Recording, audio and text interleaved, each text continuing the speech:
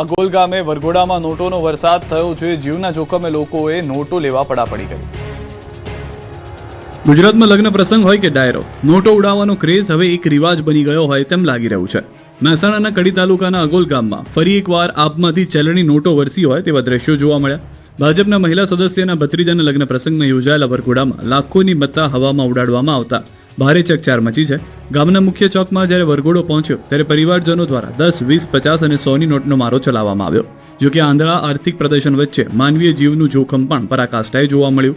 Viral થયેલા વિડીયોમાં સ્પષ્ટ દેખાય છે કે ઉડતી નોટો ઝડપવા માટે લોકો ભાન ભૂલ્યા અને ગેલેરીઓ તેમજ ઊંચા મકાનો પરથી જીવના જોખમે નીચે કૂદકા મારતા પણ અચકાયા ન હતા। જીવના જોખમે નોટો લેવા પડાપડી થઈ। નોટો લેવા માટે લોકો એકબીજા પર ચડી રહ્યા હતા, જેના કારણે નાસભાગ જેવી સ્થિતિ સર્જાઈ।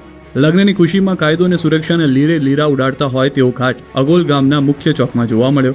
ભાજપના કડી તાલુકા સદસ્ય જુલેખાબેન ઇદ્રીશભાઈના ભત્રીજાના વરઘોડામાં થયેલા આ નોટોનો વરસાદ થયો। નોંધનીય છે કે માત્ર 10 દિવસ પૂર્વે જ આ ગામમાં એક લગ્ન પ્રસંગમાં નોટો ઉડી હતી, ત્યારે ફરી એકવાર નોટોનો વરસાદ થયો ત્યારે તંત્ર દ્વારા આવા જોખમી મોત ચોક પર રોક લગાવવામાં આવે તેવી માંગ ઉઠી છે।